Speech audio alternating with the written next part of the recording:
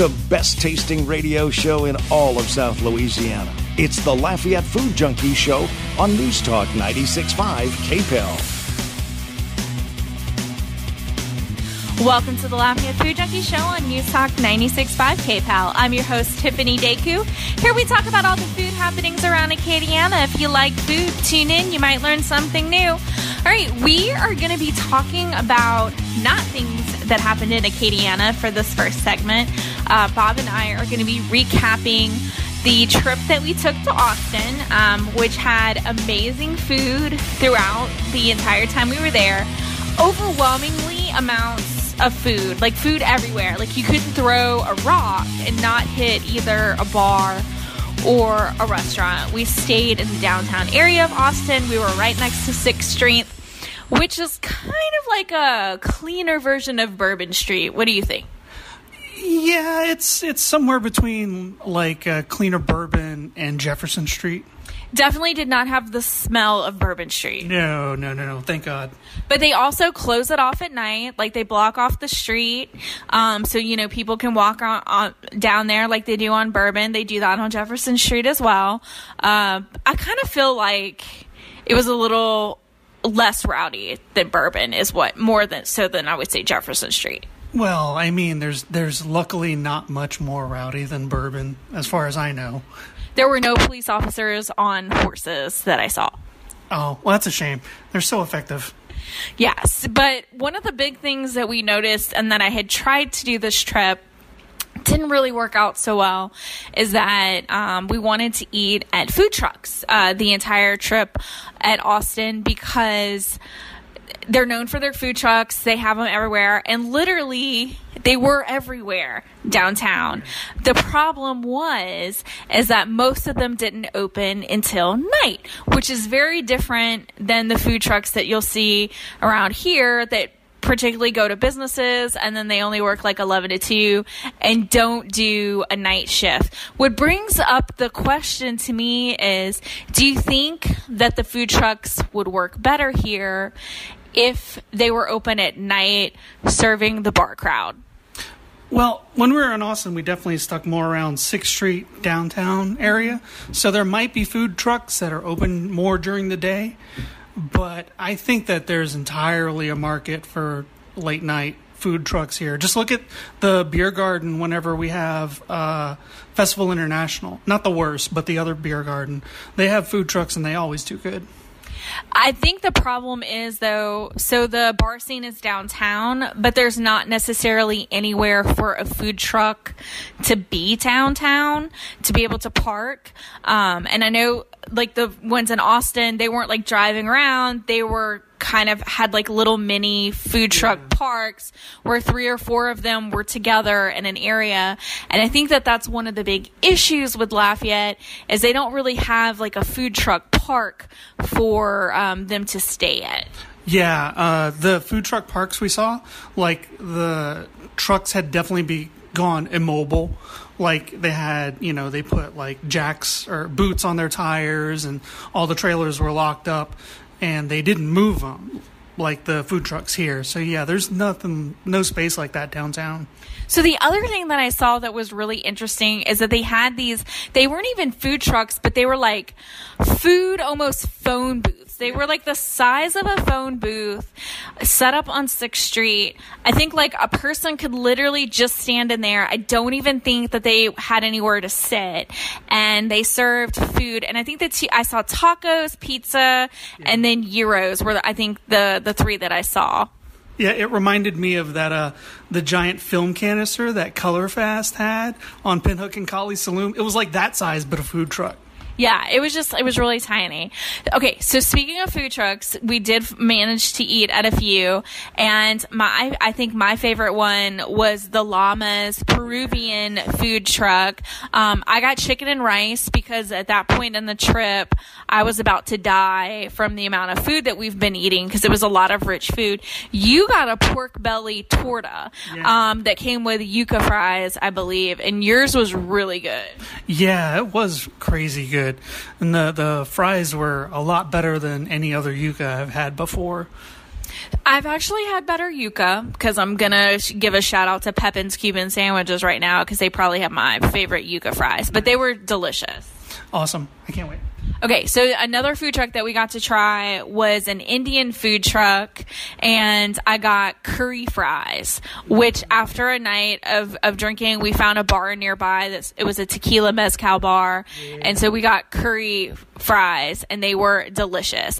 And they had different little wraps that they would do, like curry or something like that, wrapped in naan. And I kind of wish that we had something like that here with the Indian-style street food.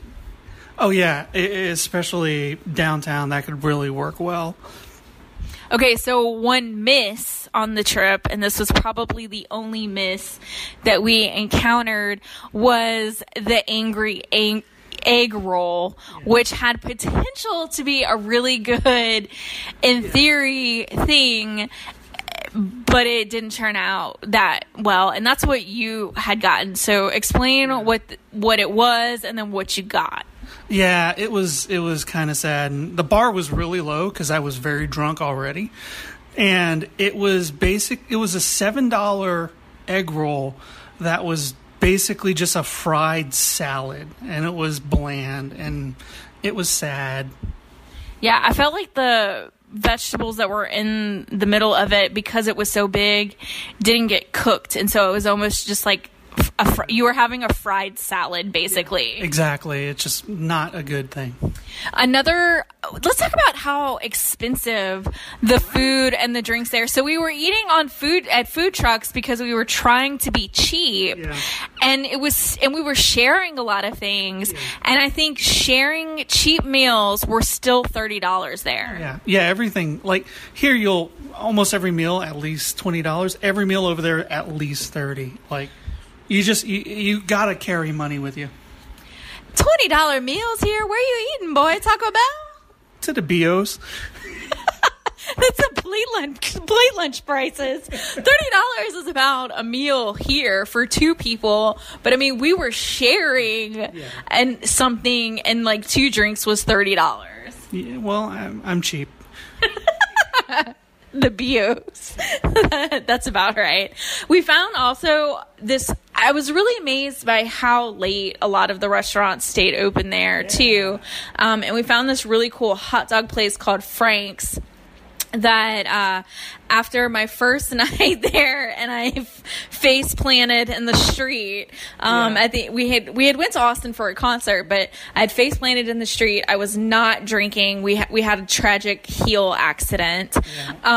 But gravy fries cure everything. So they had Canadian poutine and I think it was called Canadian waffle poutine, and it was waffle fries with gravy, which is like the gravy that they use. I can only describe it as KFC gravy because that's what it tasted like. And I am not a fan of KFC, but I am a fan of KFC's gravy, which I think is the only redeeming quality about that restaurant. Yeah.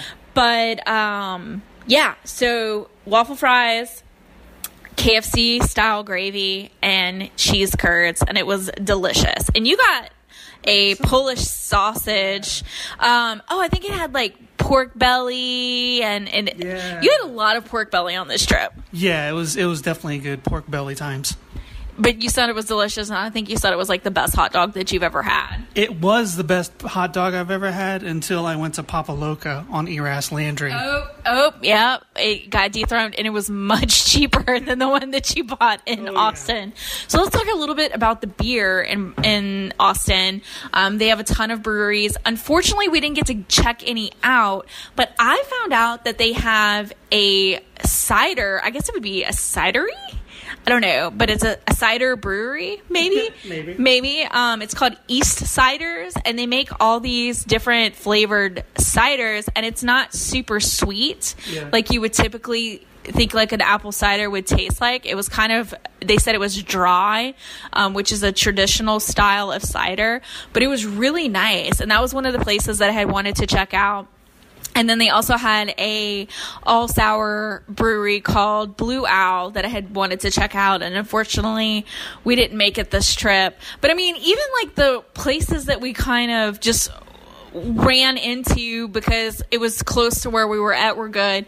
One of those places, I'm blanking on the name, but we had the bone marrow burger with Eureka had a bone marrow burger. It was a burger, and then they put bone marrow butter on it. What I liked is that they grilled the onions and the tomatoes on it. Yeah, that was a pretty good burger, but it wasn't better than, I'm forgetting the best burger we've had. Oh, the one at Palmbro. Palmbro, yeah, their roast or ribeye burger is so good. Yeah, okay, I agree. That one was better. And then on our way out, we went and got breakfast at another little Tex-Mex place, and I had enchiladas for breakfast with a fried egg on them, which I never thought was a thing, and it was also very good. And you had a burrito at 8 o'clock in the morning. Yeah, it was pretty awesome. To bring it back to the beer, I don't know if this is just a local for Austin, but I found a Fireman Ale, and it may be a lot more common than I realized, but that was a really good beer. And I have to say, like, the food in Austin really isn't that much better than in Lafayette, but their cocktail game is miles above ours. Okay, I'll have to agree with you on that. The cocktail game was on point, but they were very pricey. Yeah. We drank at I'm going to butcher the name. It's Los Perlas. It's Perlas. It's a tequila mezcal bar. Mm-hmm. And one of the things that I loved the ambiance in there. It was really laid back. Killer mezcal cocktails. Yeah. And the Spicy Daisy, that was incredibly good. Yeah, that was a fun trip. All right, we are going to take another break, and when we come back, we're going to be talking about road food. So we're going to be talking about hitting up the very fancy, big Texas convenience store. So come back to us. It is the Lafayette Food Junkie Show on News Talk 96.5 KPEL. From Boudin to the best burgers Acadiana has to offer, it's the Lafayette Food Junkie Show on News Talk 96.5 KPEL. Welcome back to the Lafayette Food Junkie Show on News Talk 96.5 KPEL. I'm your host, Tiffiany, and we're talking with Bob about our road trip to Austin. One of the funnest things about a road trip is gas stations. Al Hebert, better known as the Gas Station Gourmet, has been on the show numerous times. And if you go to his website, he has a map of different gas stations that you can find. Unfortunately, none of them were kind of on our highway list, so we didn't get to make it out there.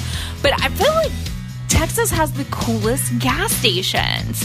So they have Buc-ee's, which is like one of the most well-known ones, but they have all these other really cool gas stations once you get off I-10 and you get on the different interstates there. But we did stop at Buc-ee's. It was my second time going there, and it was your first. And what were your thoughts on Buc-ee's? It's a very stimulating adventure. I don't think... you know what? I would be terrified to ever pull up to a Buc-ee's and not see anyone there. Yeah, that'd be like Z-Day stuff right there. Yeah, something terrible happened because I think there's at least 1,000 people in there at all times. Yeah, it's definitely a lot of people. I mean, we were there Friday at it was like 11 o'clock in the morning, and it was packed full of people, and we were like, where are all these people coming from? Okay, so I decided this trip that I don't like the food at Buc-ee's. This was my second time eating there. I tried the barbecue, didn't like it. This time I got breakfast tacos, and I liked the brisket breakfast taco, but it was kind of like not like, oh my God, I want to stop at Buc-ee's again. You got a chicken salad sandwich? Is that what you got? Yeah, it was not that flavorful. It was perfectly fine.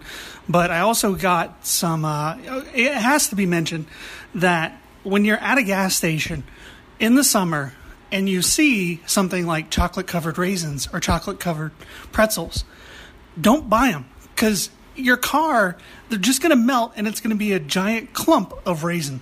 Yeah, we totally made that mistake. Bob got chocolate-covered raisins. I got chocolate-covered pretzels. And by the time that we got to the hotel in Austin, they were completely melted. So we decided there was a fridge in the hotel room that we were just going to pop them in the fridge and, they'll redevelop. And no, it was a giant block of raisins and pretzels. And I was like, just throw it on the floor and like break it up. And so it was like giant chunks of like pretzel and raisin. Worst idea ever. So during the summer months in the South, do not get chocolate things at a gas station. Yeah, it's basically like a giant chocolate salt lick. Okay, and if anyone out there has things at Buc-ee's that they really love that I'm completely missing, let me know. Because this trip, I decided that I don't think I'm going to stop at Buc-ee's anymore. Like, I'm going to check out some of these other gas stations. Yeah, I definitely recommend going to Buc-ee's if you haven't been. It's definitely an experience, but I'm not really chomping at the bit to go again. So on the way back, we decided to take back roads and kind of not go through Houston at all because it's a little scary if you have a little bit of driving anxiety. And I'm really glad that we did because we found all these really cool roadside antique places. And then someone had told me, okay, so Texas has kolaches. Like, they're known, like, we have kolaches here, but they have Texas style kolaches. And we stopped at one of the gas stations. It's called, like, I'm going to butcher it. It's like Wickles Bakery or something like that. And they're known for their kolaches. So we stopped. It was a really cute gas station attached to an antique market. They had like a little deli in there. And then they had the kolaches. So I got one sausage one. And then we got like sweet ones, like a chocolate cream cheese one and a cherry one. Honey buns. Yeah. They were not good at all. I think they were fine. It was kind of like a high school cafeteria, like style cinnamon rolls, which was cool, but not really the greatest thing in the world. Yeah, I like the sweetness. I think if they would have been heated up, which the lady did tell us there was a microwave over there if we wanted to heat them up, and the sausage one especially, I feel like had it been heated up, would have tasted a lot better. It's just, it wasn't, I like the kolaches that we have here in Acadiana way better. Absolutely. I'd much rather a kolache from around here. Yeah. Please play Ambassador Johnson. Oh, the Home Cut Donut? That's my favorite kolache place in town. Home Cut Donut for the win. Yes, definitely. But I like Mesh's Boudin pepper jack ones. Yes, and speaking of Meshes, in Austin, just to bring it back real quick, we went to Voodoo Donut. Yes. And Voodoo Donut is my first Anthony Bourdain restaurant that I got to go to. So I was extremely hyped about it. And it was crazy good, but Tiffany pointed out, is it really better than a plain Meshes donut? Yeah, so we got there at like 10:30 in the morning and there was already a line, and they take cash only. So that's, something important to note. So we got some yeast donuts, but we also got some cake donuts. And the cake donuts were actually really good, but that yeast one, nothing compares to a hot Meshes donut. Yeah, I think it was their ODB, and it was a yeast donut, and you could taste like the regular donut. And it's a cool place. I totally recommend it because the toppings are novel and they're amazing, but it doesn't beat just a straight up Meshes donut. I also love that they started playing Russian chant music while we were there, and they were like, I hope you don't mind the music. It's going to be this for like the next 15 minutes, which I guess is something that they do every day. No, it was Donut Church. It was awesome. And then right before we left, like when we left, the line was out the door. So we actually made perfect timing. I happen to be a big fan of the boxes because they're pink boxes. Yeah. And then the boxes say, good things come in pink boxes. But that was what I appreciated about them too. But the Mexican chocolate cake donut that we got, so it was like a chocolate cake donut, which I prefer cake donuts anyway to yeast ones unless they're Meshes, but it was like a chocolate cake donut, and then it had cinnamon sugar on the outside. It was good. That was my favorite. And then they had like the chocolate with the chocolate icing on it too, which was also good. Yeah, it was definitely cool. They got really cool merch, and it's right by the Museum of the Weird. Can't recommend that place enough. But on the trip home, on the back roads, I was really shown how much more adventurous you are about food than me, because we were driving by and there's taquerias everywhere all down the road. And I swear it was like a mattress that they had spray painted tamales and a bunch of arrows on. And you were like, ooh, tamales, let's go there. Well, you never know. I mean, maybe they saved all their energy to make these amazing tamales and they didn't have stuff to make a sign and they just used what they had. I mean, there's nothing wrong with that. I totally feel you. I was just impressed. I was kind of tacoed out on the way back because it started because I love to point out food things while we're driving, and it was like taqueria, taqueria, taqueria, barbecue, taqueria, taqueria, taqueria, barbecue. And by the time like we got back to Beaumont, I was like, I do not want to see another taco restaurant. Yeah, it was nice, but it was a fun little adventure. I cannot express enough how much just an old-fashioned road trip can be, and like go and check out convenience stores. And if you want to check out and hit up unique convenience stores on your way while traveling, check out Gas Station Gourmet because he has a list for you. And he's working on a thing to make it interactive, but it wasn't really working well with my phone. But in the future, that might be something that you can check out. Yeah, definitely probably do like a printout first before you get on the road. All right, we are going to take another break, and when we come back, more interviews. So come back to us. It is the Lafayette Food Junkie Show on News Talk 96.5 KPEL.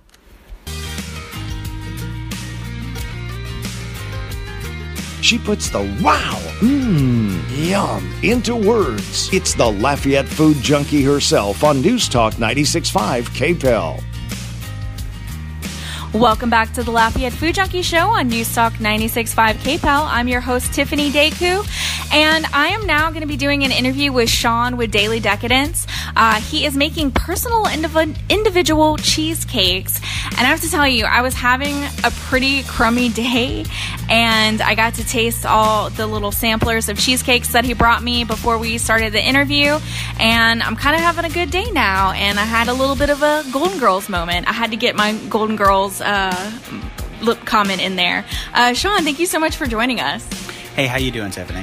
All right, so how did the idea for Daily Decadence start? We were originally making like keto meal plans and doing little events here and there, but eventually that transitioned into a client requesting a cheesecake. And I brought in a friend to help me make this amazing cheesecake that I was supposed to produce, and we ended up making a bunch of tiny ones. And we realized then and there that this isn't really being done. They have bite-sized things, but none like those OG pecan pie tarts that you used to be able to pop out of the tin can at gas stations and stuff. And we wanted to put like a modern spin on that traditional ideal. And whenever we concepted the cheesecake, we wanted it to be omni-versatile. So like moving with the times was super important. And we had to create a product that could trend set as fast as it falls out. And then we have the cheesecake. We created a batter that can hold vegetable, can hold fruit, can hold cookie butter, can hold toppings. We can get a type of chocolate sauce and brush animal prints on it. We can fill them with jelly and crack them at gender reveals. Mm-hmm. The product itself was meant to be an upcome, like something that we can share with everyone. So you brought us a selection of different varieties. How many varieties of the cheesecakes, but you call them tease cakes? Yes, ma'am. They're 2.5 ounces of food. So 20 minutes on the treadmill, 30 minutes at the most. It's guilt-free. I love that. That makes me feel a lot better about eating them. And honestly, like I could probably just eat one and be fine and be good with it. But the nice thing about the different sizes is that you can try different varieties of them. So how many varieties of the cheesecakes do you have? We have currently 51 flavors. And on Facebook, we do polls for our fans that go and like our page and support local and all that. And we get a couple ideas among the fans, somebody suggesting something on a whim, well, we actually pay attention to that. And we do polls based on flavors that are mentioned. The most recent poll was against like a key lime, an orange marmalade, and a mint chocolate chip. And we ended up, the poll said that mint chocolate chips, what everyone wants. So we went and made it. And that's the kind of stuff we like to do. Just my 2 cents. I think a key lime one would be awesome. You're definitely... Mint chocolate chip won against key lime by a very narrow margin. I think the numbers ended up being 59-41. So it was a blast. And to see how many people actually contributed their thoughts, I think we have something there. So, okay, so I want to say that my favorite was probably the plain. And then second was probably the caramel pecan. And then I also was a big fan of the mint chocolate chip that you made. I love mint chocolate chip. Bob wants to comment on the mint chocolate chip cheesecake, so we'll let him comment really quickly. I think my favorite is the plain also, but very close number 2 is the mint chocolate, and it is the best mint chocolate anything I think I've had. Yeah, because it's really subtle, and you were saying, you were talking about what makes this mint chocolate different. Well, see, when you've ever had a question where somebody asked you if you'd like a mint, normally we just say yeah or no, and we assume that that's all that mint is. But really, there are dozens, if not hundreds, of variants of mint that we take for granted, and most of which have that chemical background. What we did is we took a mint extract, and we incorporated that not only into the batter, but the chocolate sauce as well. And we use that specifically because a mint extract has a very high mint flavor, but it's sharp. The level of aggression that mint tastes is on your palate decays quickly. So it's not taking away from the batter itself and allowing it to feel like you're kind of eating a mint chocolate chip ice cream. The other thing that I liked about the cheesecakes are that you could taste like multiple layers in the cheesecake. It wasn't just like one flavor. It was kind of different notes that you would hit as you were eating the cheesecake. And you said you kind of designed it like that on purpose. During our cooking processes and our concepts, my craft is specifically designed to isolate flavors and not necessarily enhance them, but make them stand out. So like if you get something like a raspberry chipotle, normally you taste a little bit of the raspberry and then you get really hit with that chipotle, or vice versa. There's no real direction that someone can teach you on how to make both of them pop at the same time and decay on the tongue at the same time. I love creating flavors and isolating flavors that no one's ever tasted before. So these layers that we're talking about is, let's say we're doing a fruit cheesecake. We inject our cakes. We don't just top them. So, and we inject them for one very specific reason. Whenever you have fruit puree that's being cooked in the oven and it's being cooked right next to a soft surface, that soft surface is going to be a different texture than the outside of the cake. So whenever you're taking a bite, you are getting the cream cheese and the raspberry and maybe the white chocolate if it's topped with that. But you're also getting that second layer of texture, kind of like you'd get with a good cabbage recipe, where you get that multi-layer, multicultural texture. And that's what really encompasses the entirety of the palate. Because while one flavor is ending, it's not taking away from the rest of them. It's just sharing time on what your tongue is really focusing on. And that's really what we wanted for our batter. So right now it looks like you have mostly sweet cheesecakes, and you had mentioned something about you could easily make them savory.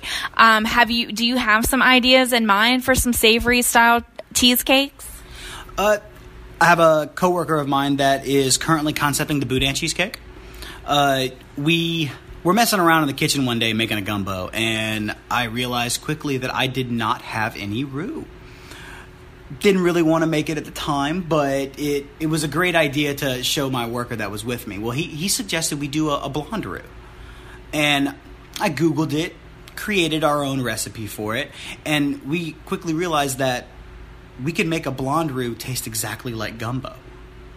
So that branched off into etouffee, top it with boudin, dehydrate some like pork fat or something like that. There are so many different varieties. Smoked tasso with a cream cheese blonde roux sounds great. We stuffed that in jalapenos already. Why are we not eating it bland?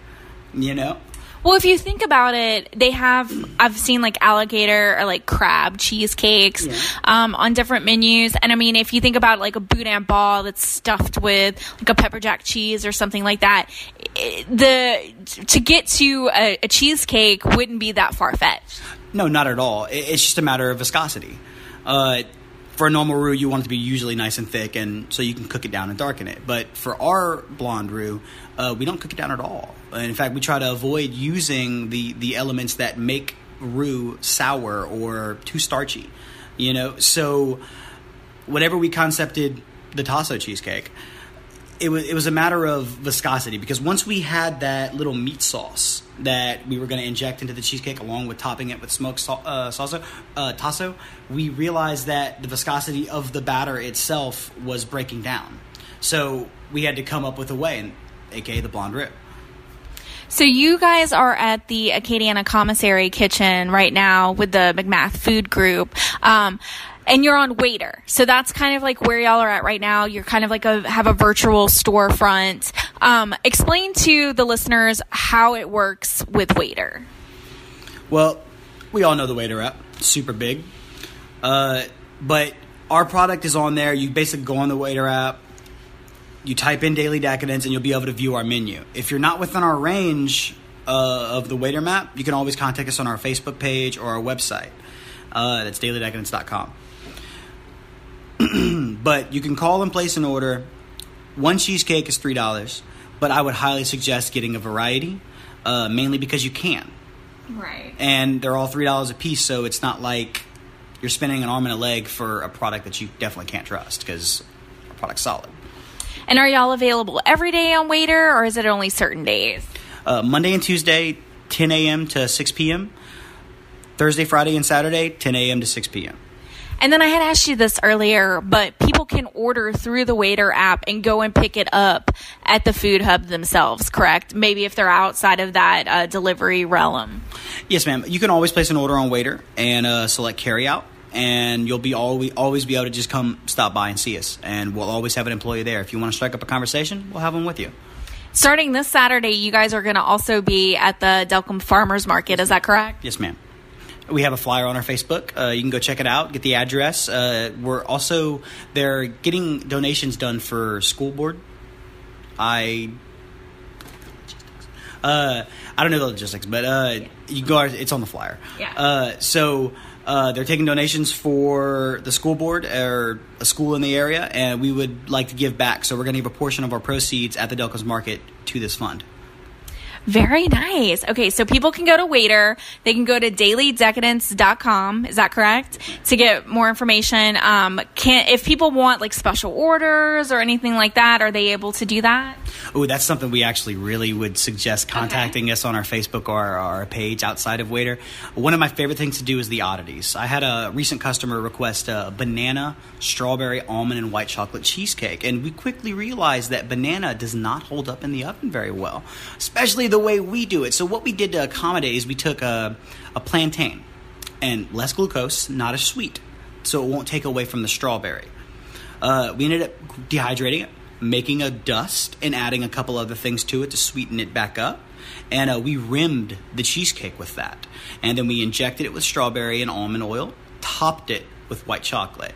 And we called it the halfway banana split cheesecake. And that's the kind of stuff we like to do because we enjoy creating dreamy flavors. Like orange marmalade. I haven't seen that on a cheesecake. I'm waiting for somebody to ask me to tackle it. You know? Maybe you should do another poll and see if people want to check it out.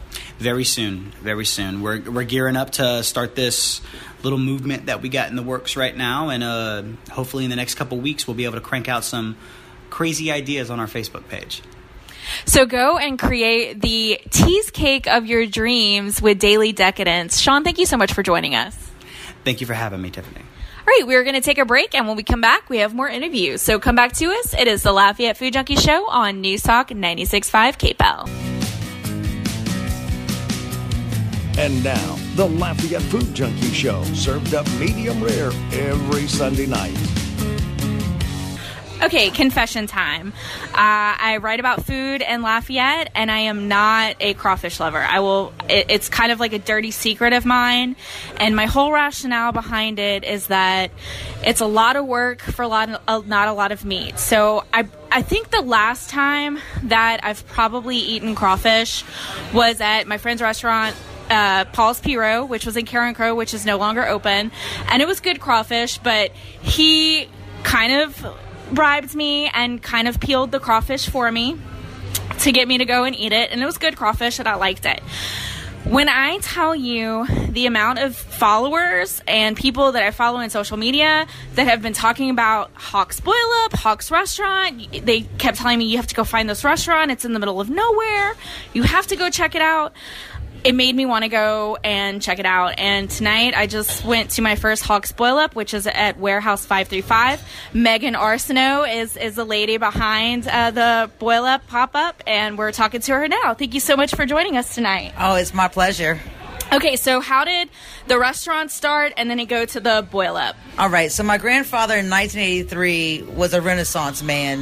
He had been farming. My dad was farming crawfish. He was probably 19 at the time. And they were noticing that people were enjoying crawfish. My family lives in the middle of nowhere. I'm talking about in between Crowley, Rain, and Church Point. If you can find it, good luck. It's awesome. I was told it was down a dirt road. It is down a dirt road. Now, you can go the other way, and then you get to drive down a blacktop road, but then it turns to gravel. So it's just like a little trick. But anyway, so in 1983, my grandfather was like, you know what I'm going to do? I'm going to open up a Cajun crawfish restaurant. And I was like, everybody thought he was crazy. He did it, and people flocked to it. And my great-grandfather had a little bar on, like, where they started. So there was, like, a little bar, and then it had, like, maybe 20 seats in there. And as it grew, they kept just adding on different metal buildings. So just, like, 3 times they have renovated. So now it's about 100 seats. About 30 or 40 tables in there or more. I'm probably not getting that right. But anyway, it grew to be this legacy that they have now. And what my grandfather did was do purged crawfish. No one was doing that at the time. Everybody was just grabbing it from the pond, putting that in a pot, balling it, whatever. And then when they started purging it, it just changes the texture, the taste, everything about the crawfish, which makes it kind of like a delicacy. They are the cleanest crawfish that I have ever come across. Oh, yeah, because of the fact that we spend so much time with those crawfish. So we take them and we only have like these farmers that we get them from, and we have to get so much, right? Because they're like, if we're going to give to you, we got to like make sure you're going to get so much. But we get them from the farmers, and we put them in these things that my dad invented. I can't even explain it to you other than it's like these giant 100-foot drums that he cut in half, and then he got these nets, like these baskets that he put in there with this pulley system, so you can probably fit about 3 sacks in each little net thing, like basket. And what he does is let them cook for let them purge for like 48 hours in aerated water. So the water is constantly moving, and they're not eating and they're not doing anything. So when you eat them, it's like the fat is just so bright yellow. There's no poop in the tail. You know, you can taste the difference. Right. Yeah, you can definitely taste the difference. And so this year, actually, Hawk's Restaurant was named one of the 38 essential restaurants to eat in the South by Eater. Yeah, how did that feel? It was amazing because it was crazy. My dad didn't even know. Like, I go every Wednesday to my dad's to go make the dip and get the crawfish and all that. So every Wednesday we kind of have a little powwow. And he doesn't know about the internet, really, because they can't get internet where they at, because they're in the middle of nowhere. So I'm like, Dad, eat Lafayette. Eat. It's Eater. Sorry, Yeah. so I don't even get it right. Yeah. Eater. I was like, you just got named one of the top 39 restaurants in the South. He's like, what that means? I'm like, well, it means it's pretty big. It's like, Dad, I just went through the list. Like, you're there with Galatoire's. Like, it's all New Orleans restaurants that are in Louisiana, and then it's Hawk's. He's like, stop it. Shut the front door. I'm like, no, seriously, open that door. We just, we're making it, you know?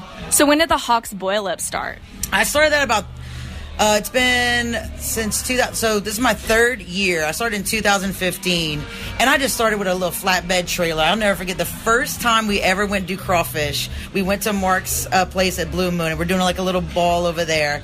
And it was pouring down raining. We had a flatbed trailer. We put those crawfish on the back, and we're driving down the interstate, and one of the crawfish sacks fell off the back of the truck, and people were like flagging us down because they're like, "There's a green sack on the side of the road. Go get that." And I'm like, sorry, dude. No, we're not. I could barely even drive a trailer at that time.